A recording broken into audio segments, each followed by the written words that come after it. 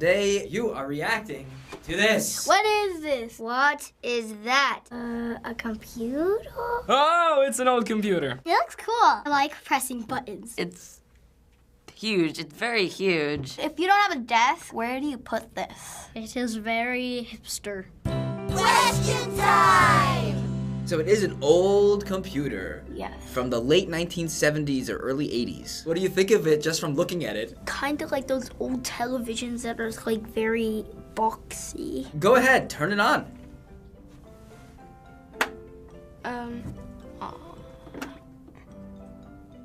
Nothing's happening. So you turn the monitor on. Where else might an on switch be?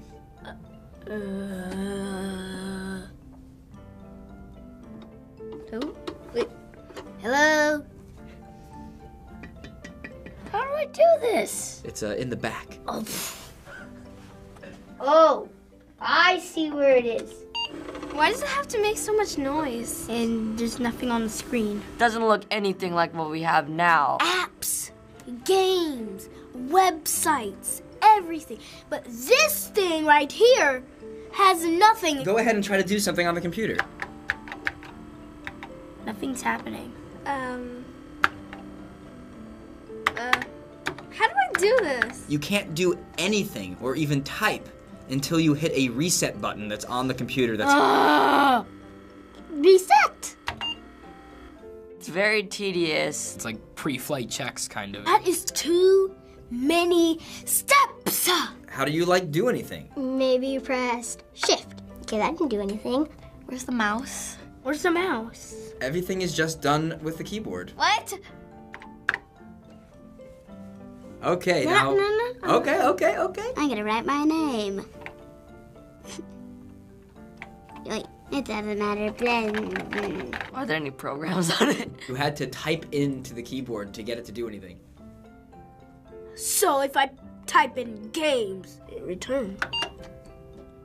Error! Ah, error. This computer isn't an error. How do you go on the internet? You,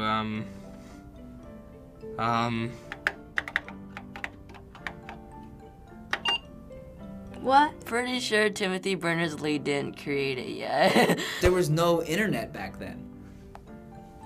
What? How do you look up homework? You gotta go to the library.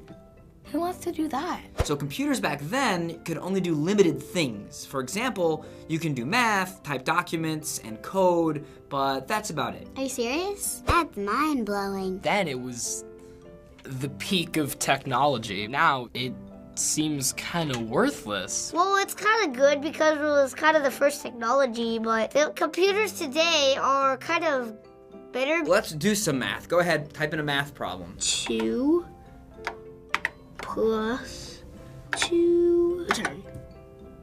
I don't see anything. When you just type numbers out, the computer doesn't know what you want it to do. It just sees the numbers. You need to give it a command to let it know, hey, I'm about to give you numbers. Answer the math problem. That doesn't make any sense. You have to give some sort of command and then type in what you want it to do? This would be the hardest thing in the world. So what you need to do is you have to type the word print first. Oh. Math has nothing to do with print. I don't get how you have to put print and nothing prints out. So just print.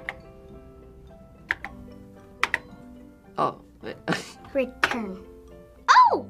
It did it! I feel so proud of myself! Finally! Took 1,000 years. I don't get it.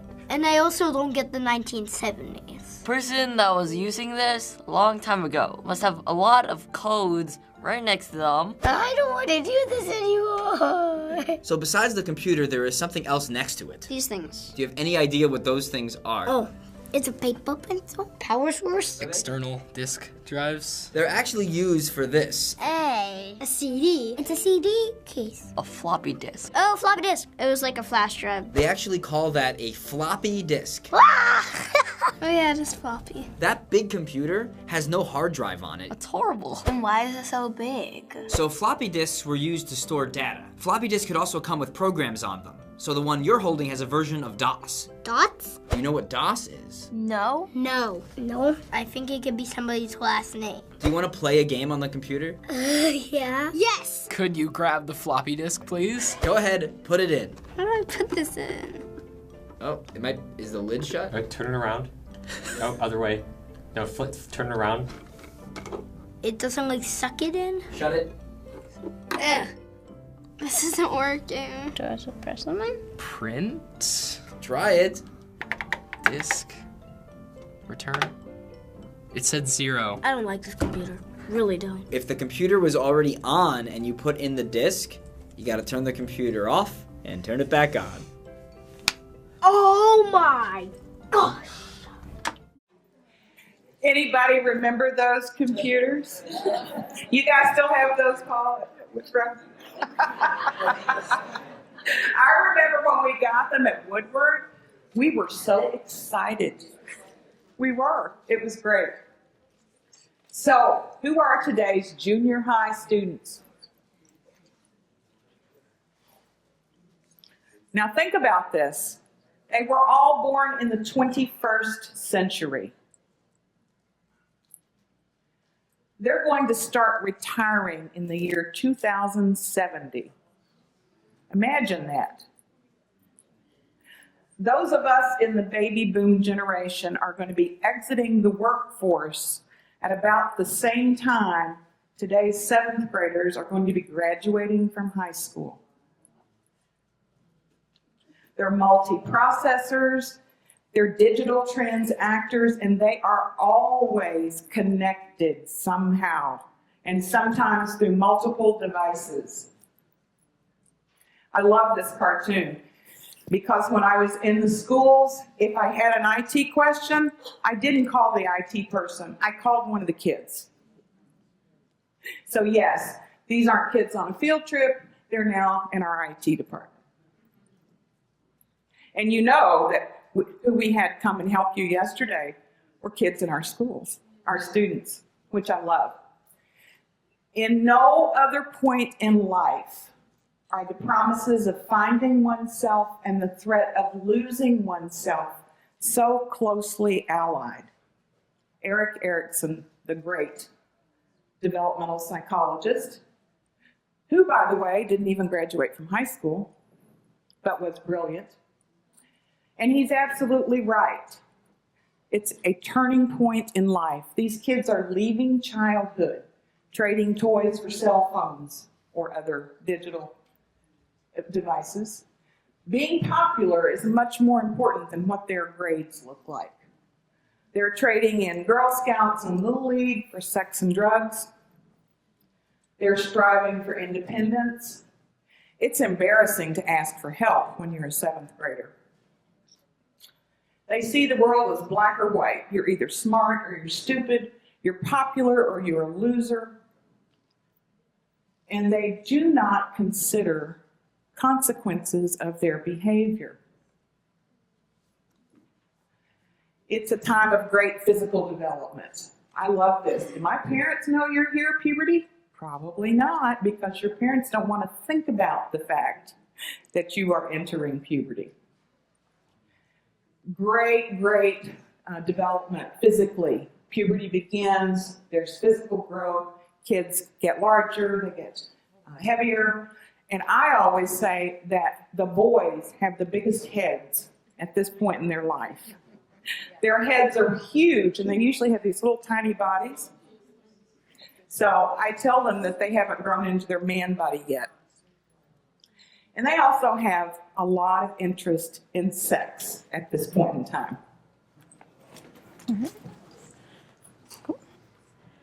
So to piggyback off of their sexual interest, when they start junior high, this is when we start to see them become interested in boys and girls. And especially for our junior high students who are leaving their elementary schools and going to new high schools, there's new boys and there's new girls, and that's important. And so when we talk about those hormonal changes, we often talk about the interest in the other sex, and oh, it's the hormones. That's why they're focused on the boys. But there's some other hormonal changes going on in our junior high students that kind of affect what we see in the classroom as well. The first thing we see is a dip in their serotonin levels. So serotonin is that hormone that calms you down.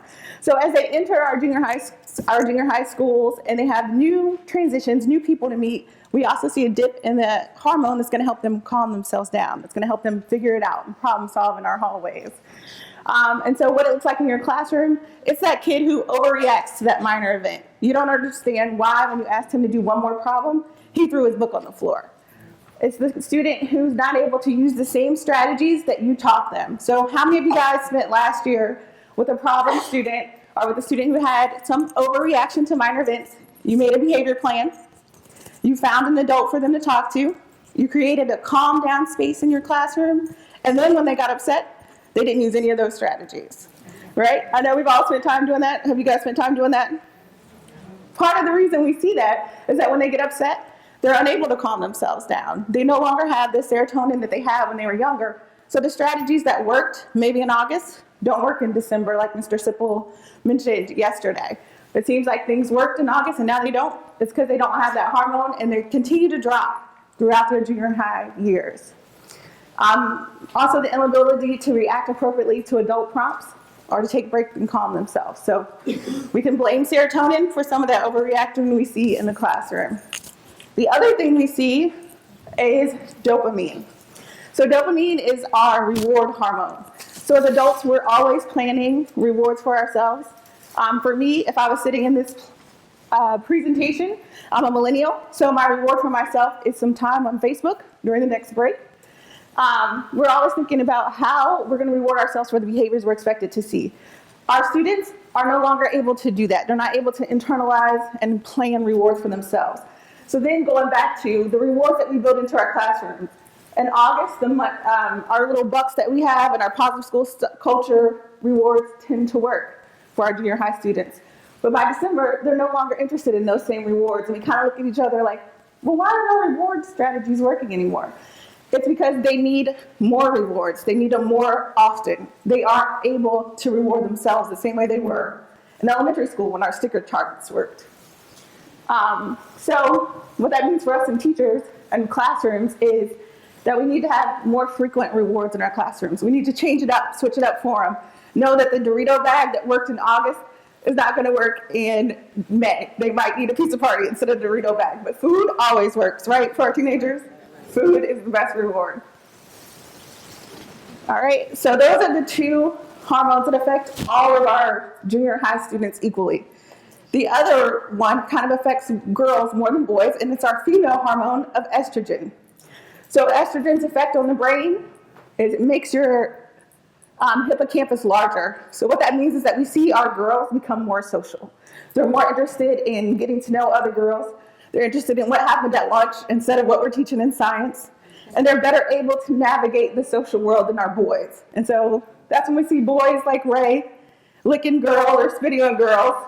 And our girls are better able to have a conversation, to problem solve, and to be more likely to be involved in gossiping and worried about what the other girl thinks. For boys, we see testosterone. So that affects the hypothalamus. And so we see our boys, they're more impulsive. They're more likely to take risky behaviors. They become interested in sports. And they're involved in more things of like risk. So they are more interested in fear and danger. So they're going to wear their sports shirts because it makes them feel manly. It makes them feel good. But they also have a shortened attention span. So this is where we see that science-math gap, where boys tend to be more interested in science and math, and it might be more of a result of how we set up our classrooms. So in science and math, we have more projects. You get to do science labs. You get to move around. Whereas in writing and English, where we tend to see our female students excel, we ask for them to do one task longer than another task. So it could be a 45-minute writing prompt. And that's when our boys are getting around and moving and getting jumpy and getting fidgety because we've asked them to sit still for too long. They're ready to move. They want to do some tasks. They want to socialize. And also you see the boys with the more impulsive behaviors. All right. So kind of the reason why we're talking about the research today is what Dr. Martin Davidson talked about yesterday. How can we reframe how we think about our middle schoolers? So instead of seeing them as problems or blaming them for what we see, we can see them as people and bring them along. We talked about collaboration and team building. The middle school students, our junior high students, are part of our team. And it's up to us to kind of bring them along to the team and try to make them human. Remember, it's the dopamine, it's the serotonin. That's why they're doing that in my classroom. All right, so we wanted to give you guys some time to think and kind of look through how is this going to affect what you do in your classroom next. Oh, yes, questions. I have a question. How do you determine if it's hormonal or if it's a different issue? Versus like behavioral, Well, like, yeah. I mean, I think that when we talk about these hormones, we're talking about the average student. What we didn't get into today is the effect of poverty on these changes in your hormones, the effect of trauma on the brain and these changes in the hormone. And we know that a lot of our students come from homes that include poverty, that have experienced some trauma. So this is what happens for the average teenage brain. So knowing that it's the average, you kind of would know when you have a behavior problem, when it doesn't look, when it looks more extreme than your average student. Does that make sense? Cool. All right, so we want to give you guys some table time and some table talk. So if you can spend some time thinking about a student you had last year in your classroom. So think about that student who always kind of responded inappropriately or overreacted to things that you didn't know why they overreacted, or the girl who might have focused on the girl problems too much. Now that you know the effect of the hormones on the student, what would you do differently so that you can interact with that student in a manner that humanizes them instead of maybe blaming them for things they might not be able to control? So if you guys will spend about 5 minutes talking about that. All right, now that everyone's had a chance to have a little bit of a break, we're going to back up just a little bit. And Joan gave us a wonderful quote when she was up here speaking a little while ago. You do not have to have malice to destroy children, only the inability to see the world through their eyes, which I thought went really well with all of the hormones that Talia just talked about not too long ago. So right before the break, we talked about giving you all a chance to kind of reflect a little bit on those two things. So we decided to go to the break instead. So we're going to give you all a few minutes to think about those two concepts together. The idea of making sure that we do right by our children, which I know is all of our goal and objective, and that's everything that we do. But just thinking about the idea that Dr. Davidson talked about yesterday with washing your hands and reflecting and reframing how we're thinking about our middle school students. So if you can think of a time when you may have responded differently to a student, had you known about those hormonal changes, and just kind of how would you have reacted differently? And so the purpose of all the stuff we're talking about today is not to give you strategies for managing behavior. Our goal today is to talk about the overall framework and just really making sure that we are reminded about the students that we're dealing with, where they are in their life, where they are developmentally. There'll be lots of ongoing trainings to talk about specific behavior management techniques and things, and we'll talk more about that this afternoon. But our goal really is the overall framework and making sure we understand developmentally where our middle school and 7th and 8th grade students are. So just take about 2 minutes, either thinking about that quote from Erickson or how you might have interacted with a student differently if they overreacted when something what you considered small happened in the classroom, and think about how you might respond differently this year now that you have some additional information or were reminded about the information about their development. So go ahead and talk amongst your table for just a few minutes. Any other quotes? Yeah, the quote, the Erickson quote. When I first saw that, my first thought was, it was a really powerful quote, but my first thought was maybe people might be offended by that. Like, I'm not trying to do anything to the kids. But then I thought about it some more and thought, no, that's really not what it's saying. We do a lot of things great for our students, but sometimes we have trouble. We have so much that we have to do. We have so much content to get through that we don't think about the fact that we are seeing something through a totally different lens than what they're using. Anyone else have any thoughts or anything they want to share about that? There are prizes. Anyone thinking differently about the, oh, I see a hand. She said prizes. Hey, I'm externally motivated too. I don't blame you. I think that we forget what our 7th grade was like, and we forget that they have a lot more going on. Some of us as adults couldn't live through what our 7th and 8th graders lived through on a daily basis. and take it as a norm. We always want to put ourselves and our thoughts off on them when their norm and our norm may be two different norms, but we have to learn how to compromise and come to a happy medium. So it's a win-win for everybody. And sometimes what we think we're fixing is that not us fixing it, is we're making it worse. And we don't realize that because in our mind, all we want you to do is be the best student, to sit in your seat, to pass the test, to do what we ask you to do. Whereas if you came from a family where you had to get everybody up for school, get everybody to school, when you finally get to school and we expect you to morph back into being a child, it's difficult. It's difficult to turn it on and off. And we have tact and we have that ability, but all children haven't been taught that ability, and all students can't do it until we teach it. And then once we teach it, we expect them to get it right then. And how many of us have been out to that tech desk 50 times in the last 2 days? And we're all educated. So we have to think about things in different perspectives. Whenever I think about a child who can't do something, I always go back to computers because that is my downfall. Technology and me, we don't mix. So I think in that term, which makes it easier for me to understand where they are. Very, very good point. Thank you very much. Yes. For me, I have 2 kids, of my own, boys. They're great at home. They're not always great at school. I know I spend the quality time teaching them the things that they're supposed to know, but when they're not around me, they don't have to be the perfect little Brian children. They get to be crazy little Jeremy or Javier. So I know that for me, because I have a 5th grader and now a senior, I want to assume that their parents did tell them the right thing, but this is what they're showing me. So my kids and their mistakes help me to understand some other kids when they throw that attention. I can say, ooh, that sounds like home.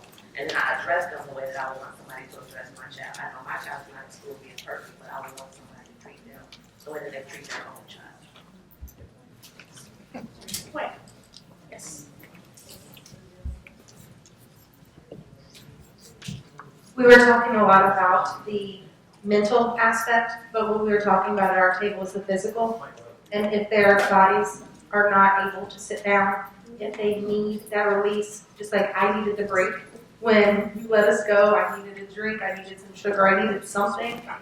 Their knees hurt. They have growing pains. They need to be able to move around, and if we expect them to sit still the entire, let's say, 60 minutes, walk to the next class silently, and then do it all over again, and then do it all over again, and then maybe go upstairs for lunch and then do it all over again, it's just not enough. So physically as well as mentally. Very good point. Anyone else? So I just want to kind of circle back around and remind you that that's some of the reasons that we started with teaming. It was intentional. So we started with teaming yesterday because we wanted to talk about what are all the strengths you bring. Sometimes you forget. Sometimes you forget what you just said. You forget that, oh, that's right, I did have them do this particular activity for 60 minutes. Now they're going right back to the next one. So one of the things that you do as a team is as you talk about how you're going to use time and structure days for kids as a team, you're talking about what does your day look like, and you're thinking about these 12, 13, 14-year-olds and what do they need during the course of a day. So if you hear, oh, we're going to be researching in here, oh, really, because we're researching in here, and guess what we're doing in my class? Oh, we're going to research again. You guys have the ability to kind of change it up a little bit so that you're kind of paying attention to what they need physiologically, mentally, biologically, as well as what you can do for them emotionally throughout the day, so that the better you are equipped as a team, the better you're communicating as a team, the more likely it is you're going to be able to impact them academically as well as emotionally and socially on the back end, on the return end. So, anyone else have any other comments? Okay. Oh, wait, I saw his hand.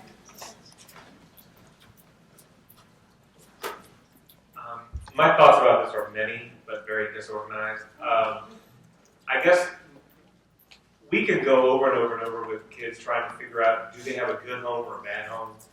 And I think many times it can be very condescending of us to make those judgment calls. The kids act bad, so their parents must not have blah, blah, blah. And we don't know. We have no idea.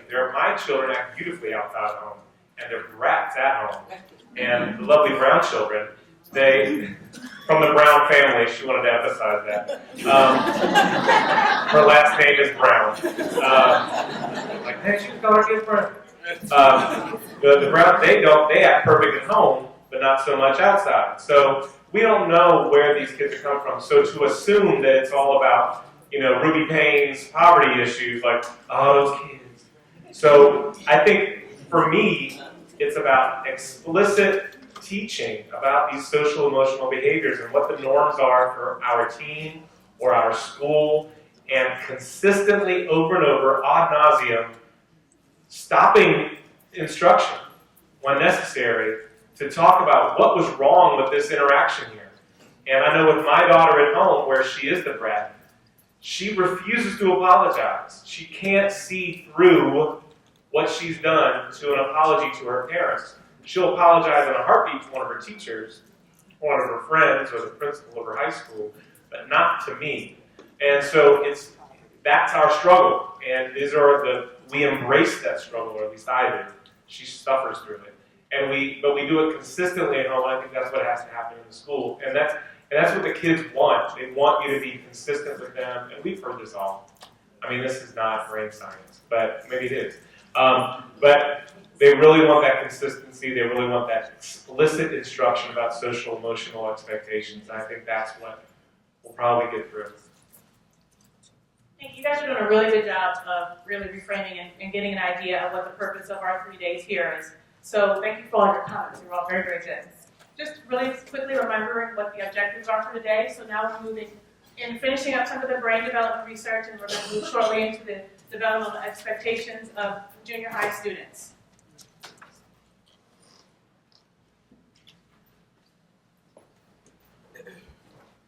We did a little bit, gave you guys a break a little bit early, so we're just going to shift for 1 second. So what these kids are really thinking about is, who am I really? And they can't even formulate that question. They don't really know that's what they're thinking about, but it is. They're moody, they're irritable, they're dramatic and childish at times. They express themselves through actions, not necessarily words. We're always saying, use your words, use your words. Hands are for helping, not for hurting. Their peers are much more important to them than their parents. And many times girls have faster skill development in some areas. Sexual curiosity again, experimentation. This is primary. If you remember that funny brain, the whole frontal lobe looks like birds and bees lobe. And that's true. We also saw in that funny brain that there was a very, very small part that had to do with judgment. And in reality, that is true. What we know about brain development now is that it is really not until kids are into their mid-20s that they really have a control over executive function. That's the last part of the brain, the frontal lobe, that is going to develop for them. The prefrontal cortex is where we decide consequences. It's the judgment we have to make decisions. It's our organizational skills. It's impulse control. And they just don't have it yet. It's not there. So again, not making excuses for kids, but trying to explain that cognitively, they just haven't developed enough to really know how to have good judgment. Speaking of judgment, we're going to give you guys a chance to look at a little bit of video, and we'll talk about it more in a minute. All right, so his decision-making makes perfect sense for his age. So what were some of the flaws in his decision-making, just a little bit? What were some of the things he was prioritizing? Clothes, girls. How you go ride a motorbike in New York in December? You know, it's those kinds of things. So they're not really thinking the way adults are making decisions. They're not really thinking like us at all. And biologically, it makes perfect sense because, as we were talking about before, their brains are not fully developed. So they're making decisions using the front parts of their brains. And Talia will tell you the rest of it. All right, so we've been talking about the prefrontal cortex and what that is the front of their brain. So yesterday when we did our teamwork, we talked about what we would need to complete the task, who are going to be our team members, do we have the resources. That's what we use the front of our brain to do. That's the decision making we use in the front of our brain. Teenagers use the back of their brain.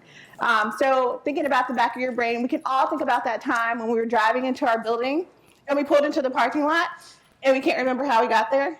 You guys had that happen to you? Yeah. That's the back of your brain. It's automatic thinking, and you're like, oh, and now I'm here.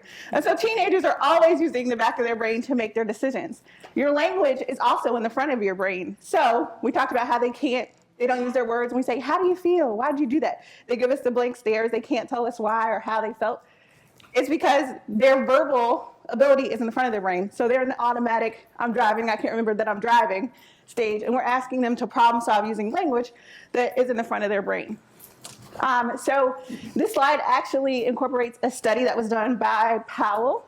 And so he found that in a scientific lab, like we see in our classrooms, teenagers don't notice their mistakes. When adults make mistakes, we notice it within 80 milliseconds. Teenagers never noticed the mistakes they made, and they were prompted. Did you see the mistake? I didn't make a mistake. I'm sure you guys have that in your classrooms. When you try to give them feedback for work, are you sure this is the right answer? Yes, it is. So that's kind of why, at the back of their brain, they're not noticing the mistakes that they're making. We already talked about the dopamine and that well-developed sense of pleasure and rewards. What am I going to get out of this? If I do this, what reward are you going to give me? The other thing you noticed is that they don't respond to the small rewards, so they don't want your stickers anymore. They respond more to the medium and large rewards. And so when you guys are in your teams, I know the last column was about how are we going to get students to be part of our team? This is where you want to include them. It's not fair for us as adults to look at them and say, we think this is going to be a large reward for you. We need to know from our junior high students what's going to be that large reward or that medium reward. And maybe we need to start with the medium reward in August and move to the large reward in May, because we also know that we need to switch it up, or else they no longer want to work for us. But they do want to be rewarded, and rewarded often. The other difference between adult and teen brains is that it's more similar to a child's brain. So we are expecting our junior high students to come in and already know what we're expecting in the high school, to know what side of the hallway to walk on, to know how to problem solve with their peers, to know to tell an adult if you need help. But they function more like our little fifth graders who we walk to class, who will cry, and we're like, why are they crying? What just happened? They have more brain similar to a child's brain, but the reasoning that we're looking for our junior high students to do doesn't happen until they're 15. And so I know we used to have this conversation about freshmen. When freshmen came in, they seem like they're not ready for high school. They don't carry their planners. They're always late. And freshmen are at least closer to the age when they're able to do these skills than our 7th and 8th graders. And so again, this just kind of talks about why the teens aren't able to express themselves verbally. So what that means for us in the classroom is giving them more ways to express themselves, not expecting that they're going to be able to problem solve with us verbally. It might be acting it out. They're already using their basal ganglia to make decisions, so that automatic driving. So it might mean some role plays, which we think are cheesy, but they might enjoy because they're able to use skills that they have versus the verbal skills that they might be lacking. All right. So the next thing we're going to work on is an electronic poll like we did yesterday. So we can take a minute. We have to switch up some of the computers here. So you can either text like you did yesterday, or you can use your new tablets. The website is polleverywhere.com/JuneCPSCOLAD. polleverywhere.com/JuneCPSCOLAD. Yes. It should come up.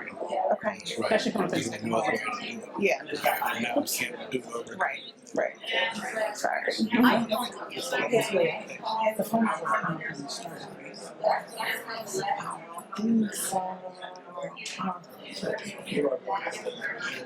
I keep using this mouse. Oh, there we go.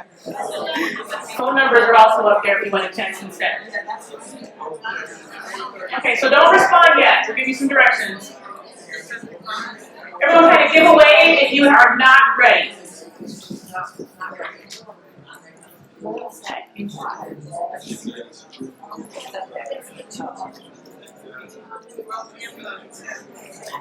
phone number will come back up in a second. Yep. So the web page was polleverywhere.com / It's up on the screen. It's up on the screen. pollev.com / June CPS collab.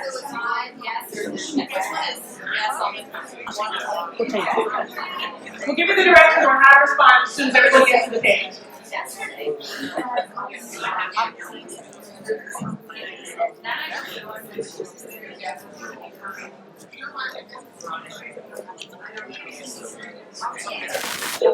You're going to be responding as a student in your classroom. You are not responding as your wonderful adult self. The scale is 1, meaning this is not a problem for you. 5, meaning it's a big problem for you. Remember, you are responding as one of your lovely 7th or 8th grade students, not as an adult. So think of your lovely 7th grade self. Alright. So does everyone have the poll? Just to kind of reel us in, I can hear chatter. I want to make sure you guys, if you have the poll, if you don't have the poll, can you raise your hand? Raise your hand if you're not ready.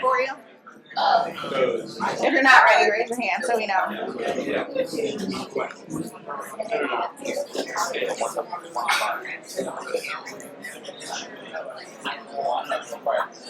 Yeah, we have to wait for everyone to get there. There you go. Disappears after a little bit, so. Alright,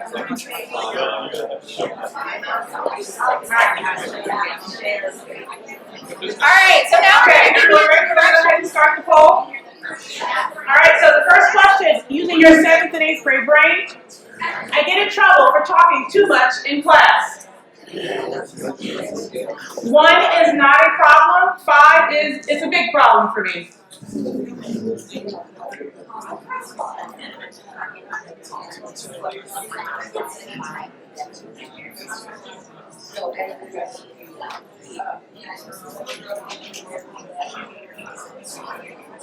All right.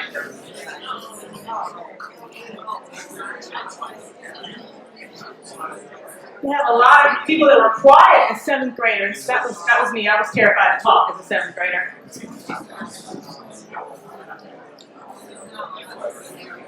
All right. Any of these responses look unfamiliar, surprised by the responses and all? All right, we're going to stop the poll in 10 seconds. We're going to stop the poll in like 10 seconds and move on to the next question. All right, 10, 9, 8, 7, 6, 5, 3, 2, and poll's closed. All right. Do these responses surprise anyone? Sound like kids in your class? Feel like yourself? All right. Next question. All right. I forget homework assignments or forget to bring needed materials home.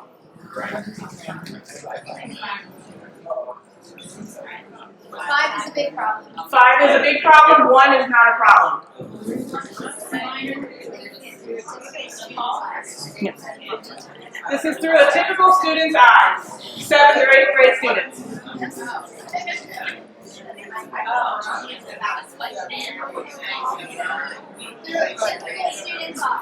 Through a typical 7th or 8th grade student's eyes.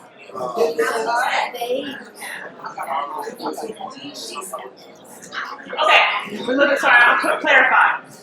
You are answering the poll through one of your typical 7th or 8th grade students' eyes. Not how you would do it. Not how you would do it. How your students would respond to this. You want to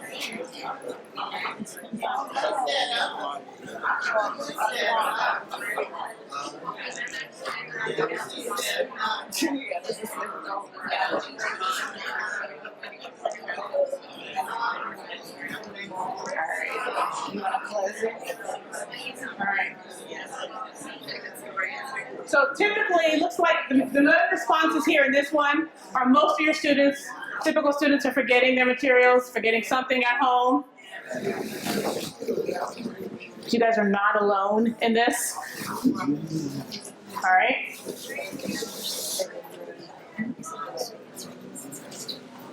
All right. Polls closing in 3, 2, 1. Okay. So looking at your answers, it looks like some of you guys are answering it for yourselves. What we want you to do is to make sure that you're supposed to be answering as yourself as 7th graders. And I think it's sometimes easy, like I like to think I was a super cool 7th grader, but I totally had on like a swishy sweatsuit. I was a 7th grader in the 90s, so we had the swishy sweatsuits that were all the same colors. I wasn't that cool or that organized, even though I had a trapper keeper. So let's try to think about ourselves as 7th graders, what you would answer. One is... That's not what you just said. You guys are getting No. Okay. Okay. I apologize for the confusion. All right. So you are answering it as one of your typical 7th grade students. All right? Not you as a 7th grader. Although, because we were all spectacular as 7th graders, so we didn't have these issues. We were all wonderful. Right? You're going to do it that's them. Okay. All right. So, typical 7th grade student. So the next one is, I have difficulty paying attention and I am easily distracted.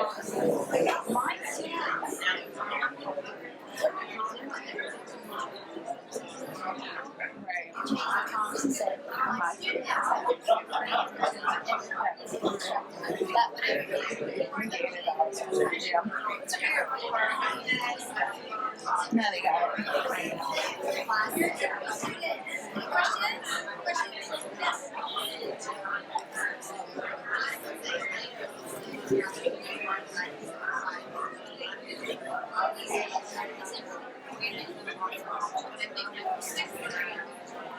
Yeah, that was actually All right. So now when you think about it, all the information that we've gotten so far today, thinking about the brain development and what they're still working on as 7th and 8th grade students, all these responses make sense. There are very few people that said this was not a problem. Most are difficulty paying attention, very easily distracted. And I apologize for the confusion. We borrowed this survey. It's actually a student survey that kids can take themselves. And we can actually give you copies of this that you all can use with your students. It might be something interesting to do at the very beginning of the year. So I apologize, the prompting is a little bit confusing. And when I first said it, I got you all a little thrown off. So I apologize for that. So thinking about why your students are responding and acting the way they are in class makes a lot more sense, thinking about all the brain development and where they are developmentally at this point in time. All right, so this poll is closed and we'll move on to the next one. All right, I get annoyed when work is too hard, confusing, or takes too long to finish.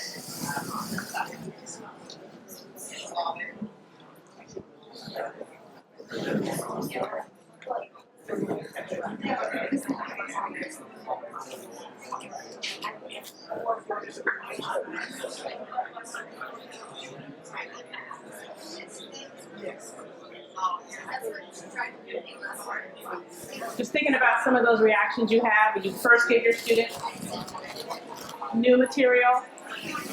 This was me, 8th grade math. I would have completely shut down.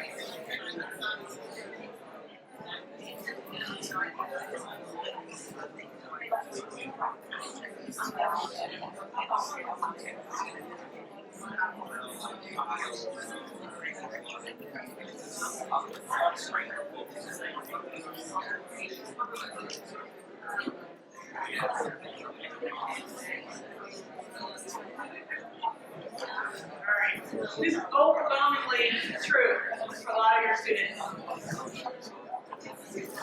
Right, so as we go through the rest of the afternoon, we'll finish this question in 3, 2, 1.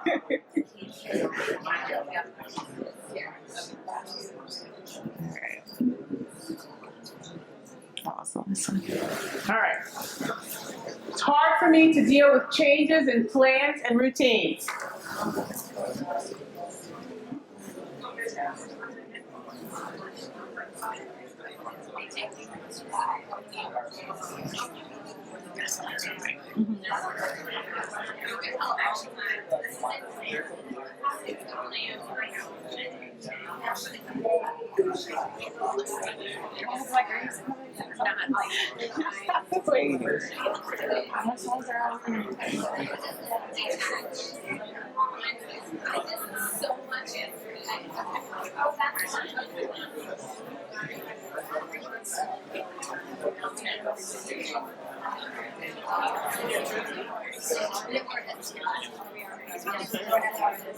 It's 10:32 right now, and we had finishing 39 at 11:05. We haven't given out squishy grades.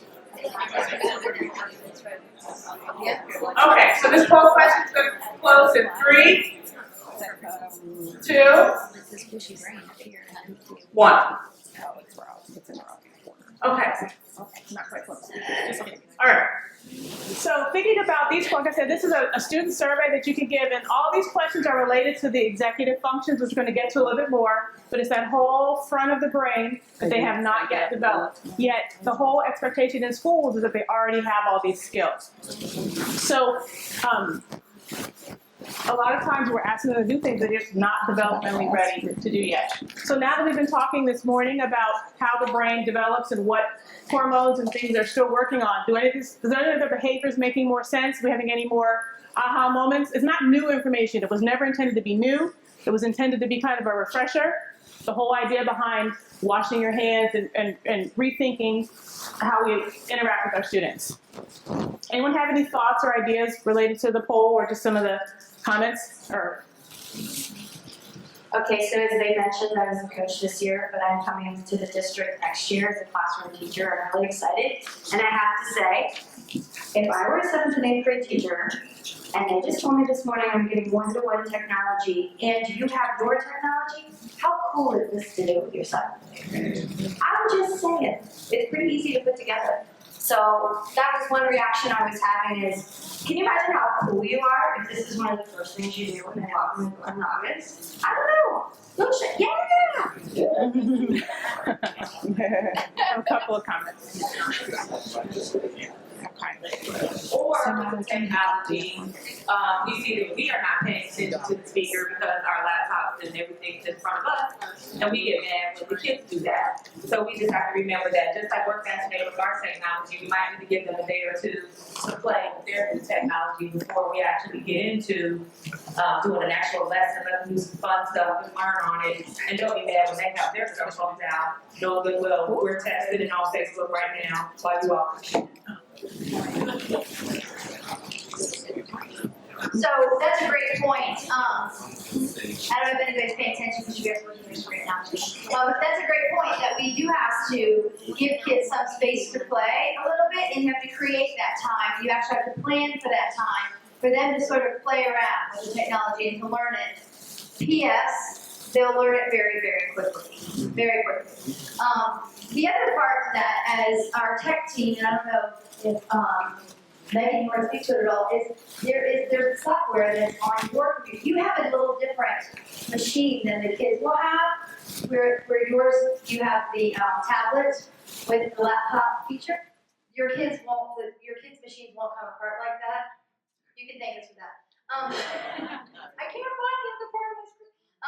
But anyway, one of the things that will allow you to do is to take that apart. You can walk around with your tablet and you can look at anybody's screen to find out what they're looking at that time. So as they're logged in. So yes. So that gives you what it's called Land School. And yeah, so she was just role playing. Why are you on that screen? You are not supposed to be on that screen. So I don't know if you know this about us, but we can see all your screens. So we're gonna be like, why are you on that? We can't. But that's one of the reasons. One of the things when we chose these machines for you guys, we wanted to make sure that it had the ability to have that software on it, so that you can not only track and see what sites your kids are on, but be able to then flip that to your screen. So if you said, hey, Jeremy, let me see how you work that problem. You look at that problem. You can now flip the screen to your big screen at the front of the room very, very easily. So we're trying to bridge that gap to make sure that that technology really does fill a void and that they're able to use it and that you're able to control it and kind of see what's going on. So if kids are not on the right page, you can pretty quickly get them on. Megan, is there anything that I didn't pick up about that? So the question is, where is that at? I don't believe it's on there yet because it still has to be Formatted for this? Okay. So we'll be delivering that to you. My guess is probably in August, at your August training when we have all the other, there's lots of people who are teaching 7th and 8th grade who aren't here, who weren't able to be here this week. So when they're with us, as well as you guys, we'll probably have you bring your machines in and we'll create some updates for you that will include that software. But that's yet another, that's a great point that the kids are going to want to play. Oh, okay. So it's not an app, correction, it's web-based, so we'll figure out how that works. I don't know much more than that. Do you want to say anything? Web-based just means that it's on the internet, so you're just going to find it through your internet, not necessarily a Windows Store or anything like that. So that's the difference between a web-based program and an app. Web-based programs, there's a lot of free ones out there, and that's what web-based ones are kind of based on. They're easier to find because you can look at it and then you can project it from your projector in class too. Okay, sorry. We didn't mean to sway you from social emotional learning, but here you go. All right, does anyone have any questions about anything other than the technology, because I can't answer those? Okay, so we were talking a lot about the brain structures, and so the purpose of this particular slide looks at, okay, what does the brain development have to do with me and my classroom? So if you look at the different components, look at the motor cortex first. Where do they get to work on their motor skills? What part of the school day or class or activities allow them to work on their motor skills? Gym? Maybe science, art? Anything else? So we pretty much have fine motor, gross motor skills covered, right? That's already built in. We're already working on that. Motor cortex, got it covered in school, all right? Sensory cortex, this is all the sensations, all the sensory stimuli going into the brain. Obviously, this is very biological. We cannot control this. However, if you're thinking about stimuli and stimuli input in your classroom, what are some things you can control in your classroom environment related to senses and sensory input? Temperature, lights, I heard some other decorations, noise levels, lights, movement, activity levels, manipulatives. Yeah, so although we don't really have any control over the development of this, what we do have control over is the input and the way that our students receive it. So if you have students that tend to have behavioral issues, it doesn't necessarily have to be because there's some huge emotional disturbance. It could very well be a sensory issue. So thinking about the basic things in your classroom you can control. Well, a lot of us can't control the temperature. I've been in a lot of buildings and it's either freezing or hot and there's nothing in between. However, when you have the luxury of controlling the temperature in your room, that's something to consider. The lighting in your room. Some of you can control that. Maybe you have to, if you're allowed to put something in front of the window if it's too bright, or you want to brighten up, add colorful posters on your walls because your walls are very one color, whatever that word is, monochromatic. The activity level in your room. There are some classrooms that I've been in that are always moving. The students are always moving. And the teacher's like, doo-doo-doo, this is cool. I'm good with this. I go in there like, oh my God, sit down somewhere. I can't take it.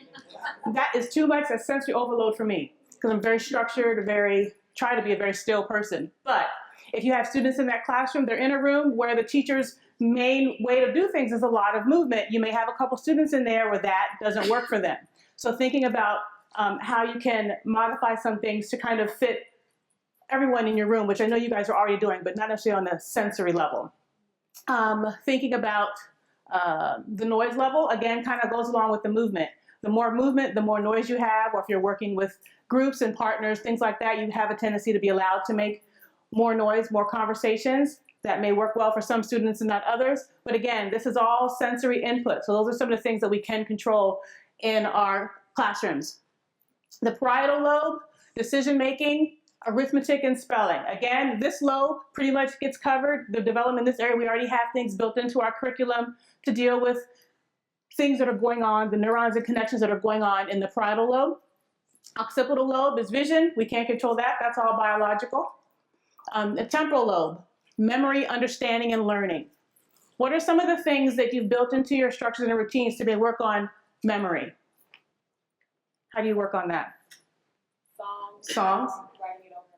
Writing it over and over. Mnemonics.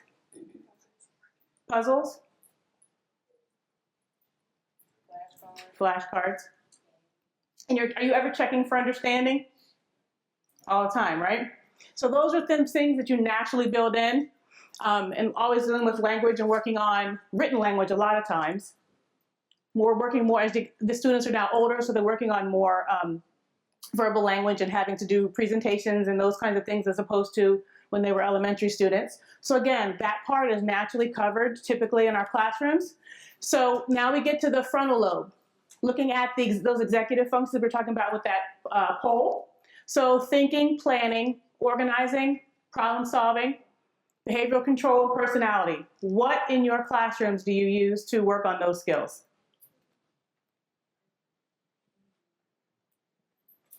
What's naturally built in? Cooperative learning.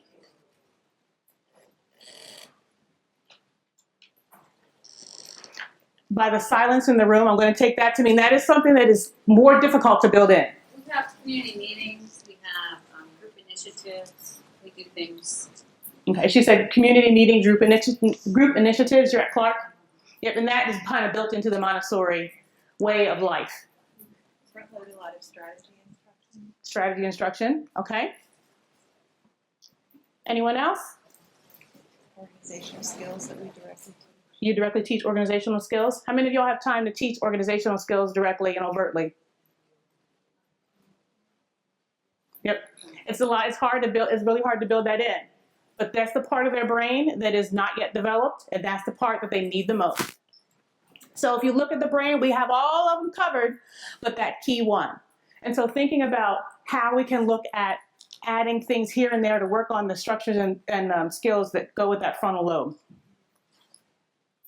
All right, again, the frontal lobe is the CEO of the brain. It's working and making sure that it's controlling everything that they're supposed to be doing at this point in time. So one of the main things that happens is pruning. So right around this time, they're pruning. So all their neurological connections are in overdrive right now. So now is the time that they are learning to keep the ones that they need in their brain, and if they're not using them, they're gone. So one of the things that we need to think about as we're planning activities and lessons in the classroom is making sure you have the idea of it. We're making sure that we are using the neurons and making all the connections that we want them to have. Working on those planning, memory, organizational skills. If they don't use it, they're going to lose it at this point in time. All right, so now that we have talked about the rest of the brain development, I want you to take a few minutes thinking about what kinds of things you can incorporate in your classroom to begin to look at those executive functioning skills. Organizing, memory, some more of those things. What can we do? Little things we can kind of start incorporating into activities and structures into the classroom. Take about 5 minutes or so to think about that. Share out some ways we're thinking about incorporating a few more things related to organization and prioritizing in their classrooms.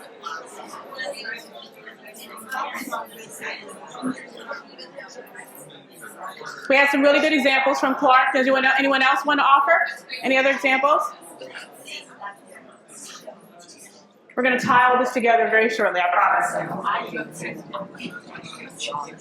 Anyone else come up with anything they want to share out just now? Okay.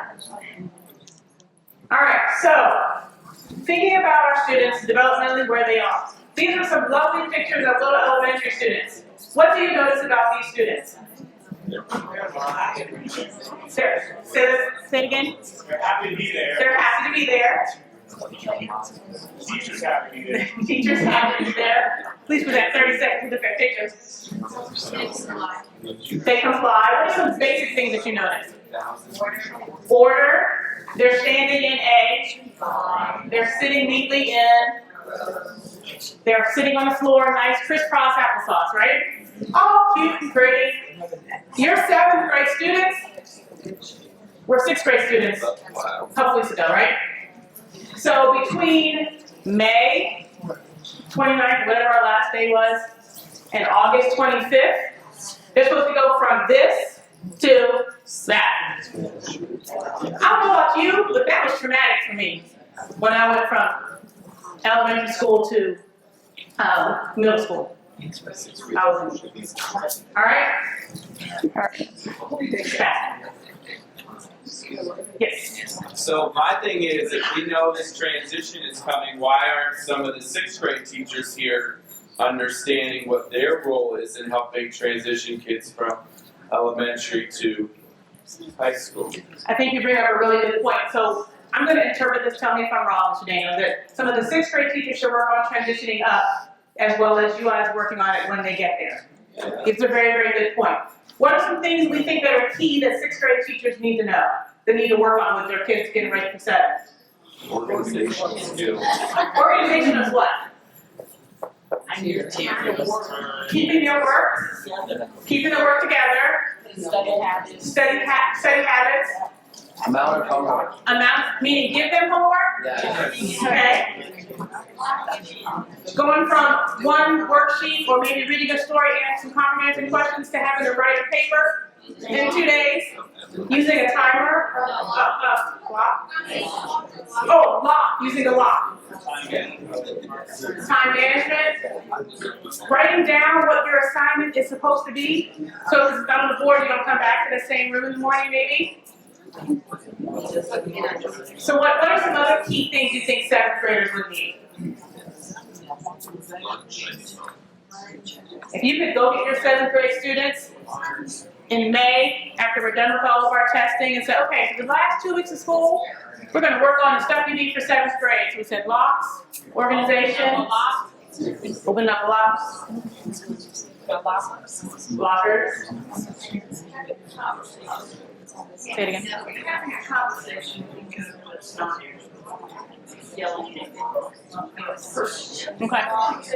All right. So the expectation is that they have all these skills when they come in 7th grade, right? But what have we been talking about all morning? Why don't they have these skills yet? Their brains, what about their brains? Their brains aren't right yet. They're just not right yet. However, their brains are right for learning this information. A few minutes ago, I talked about all the pruning that goes along with the brain development at this age.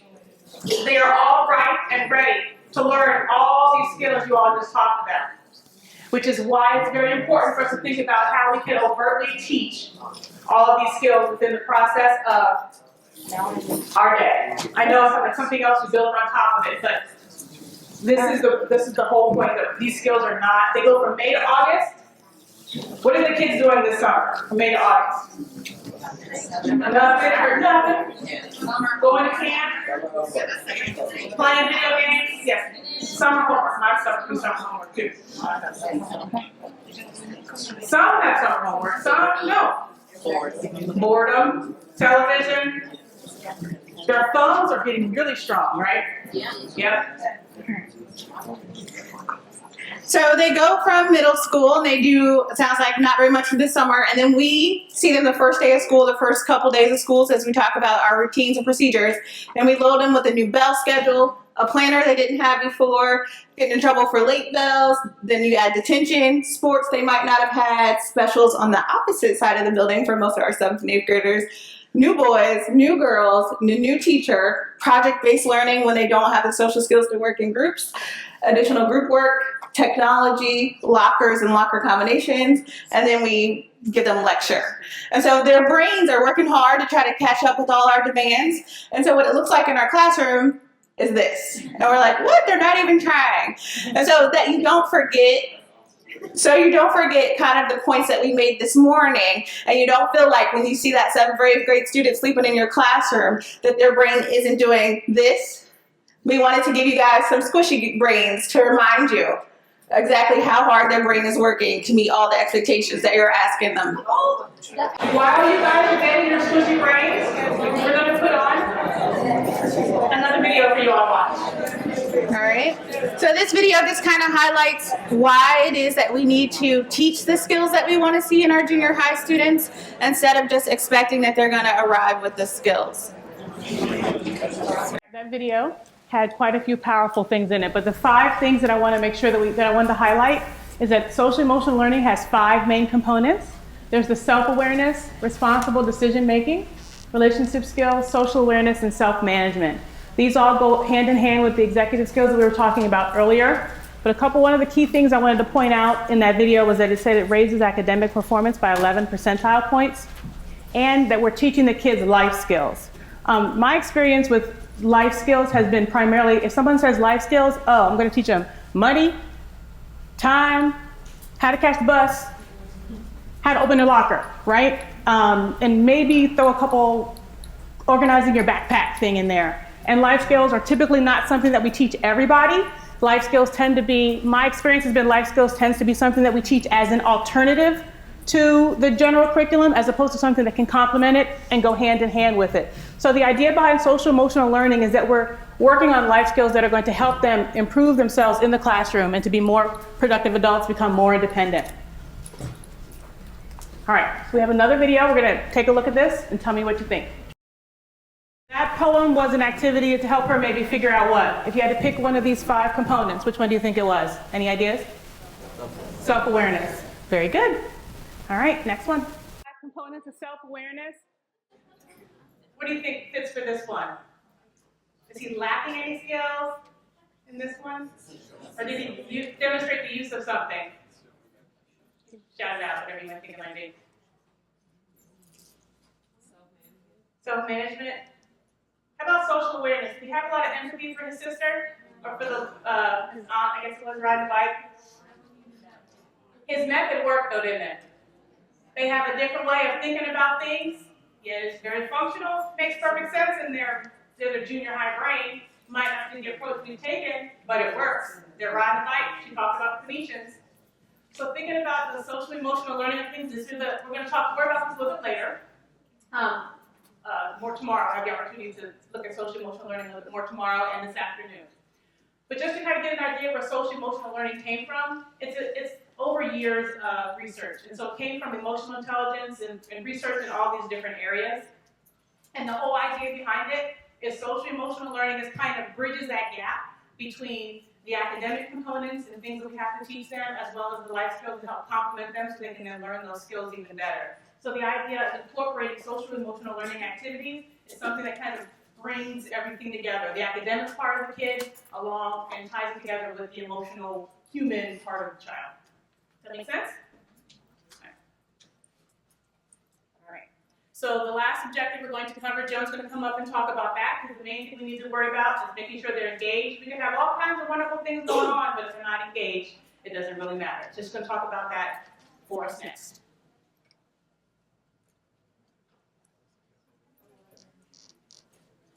So again, looking at research and what research tells us about engagement.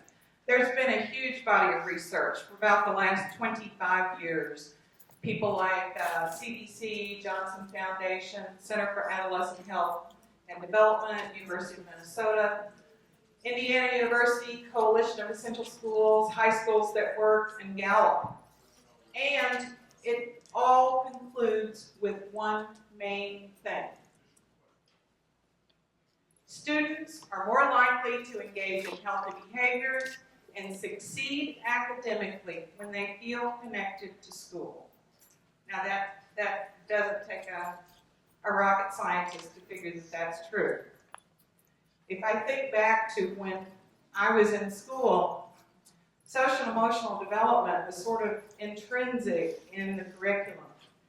And I think in some ways we've kind of gotten away from that because we've been so content focused and so focused on certain objectives that we've eliminated some of that in our curriculum over the years, not by our own fault, but because it's been required of us. So school connectedness is defined as the belief by students that at least one adult in the school cares about their learning and cares about them as an individual. We know that when kids are in elementary school, they're quite engaged. It starts to wane when they get to junior high, and unfortunately, by the time they get to high school, it really starts to go by the wayside. 100 students who start ninth grade, only 75 will actually graduate from high school. Now, this is based on national averages. 56 will enter college, but only 33 will actually attain a degree. So that's a large number of kids we've lost from ninth grade.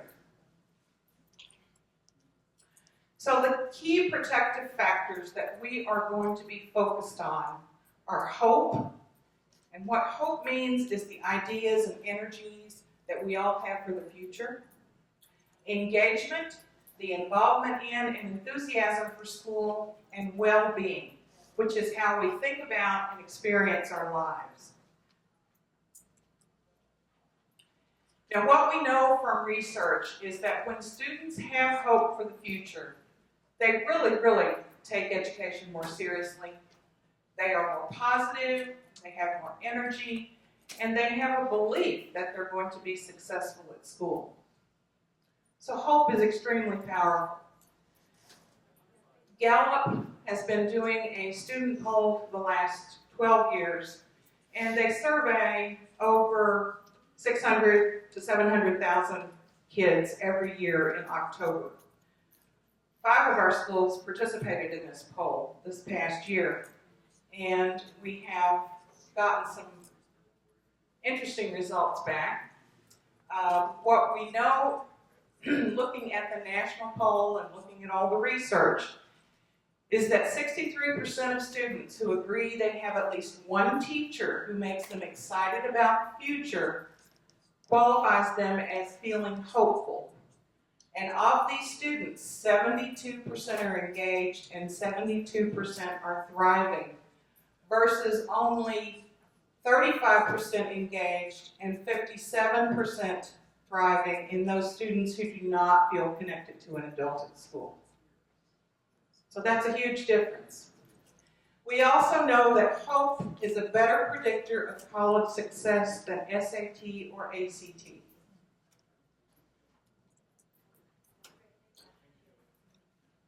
When it's dark enough, you can still see the stars. That's what hope means. Engagement, and some people will refer to this as connectedness, so we're talking about the same thing. Emotional engagement is the non-cognitive factor most directly related to academic achievement. Of all non-cognitive factors, engagement is most directly related to academic achievement.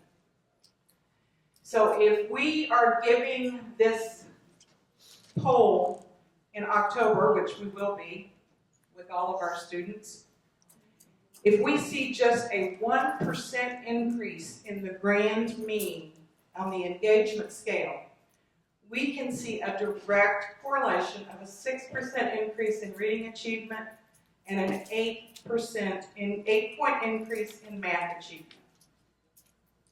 So that's pretty huge.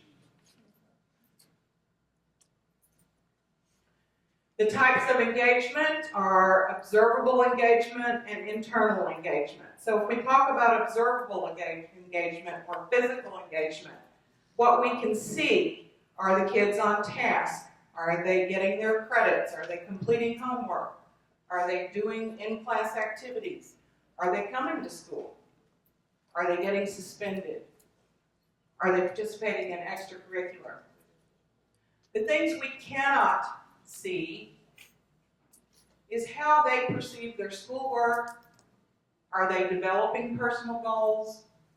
And do they value learning and being successful in school? We may not be able to observe that, but we will be able to see it in their actions in some ways down the road. We'll know if they feel an identity at school. What does a kid look like when they're not engaged? Sleep.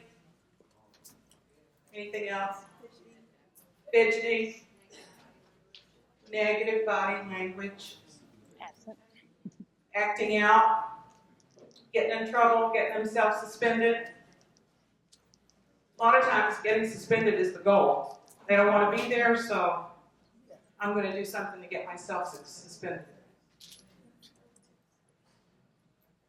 So engagement, what is it? We know what it isn't. If we look at well-being, and what does it mean in terms of defining well-being for students? It's how they evaluate their lives and the extent they report positive daily experiences. This is based on the Cantrell Self-Anchoring Thriving Scale. Nationally, 62% of kids in grades 6 through 12 are thriving, 38% are struggling, and 2% are suffering. What we know about well-being is that the statistics we see are consistent across age, race, gender, and socioeconomic status. So even kids who are coming to us in the worst of circumstances are hopeful. They are hopeful. They see themselves as being somewhere beyond where they are right now. So the bottom line is that students who strongly agree with two simple statements on that Gallup poll are 30 times as likely to be engaged emotionally as students who disagree. And those statements are, my school is committed to building the strengths of each student, and I have at least one teacher who makes me excited about the future.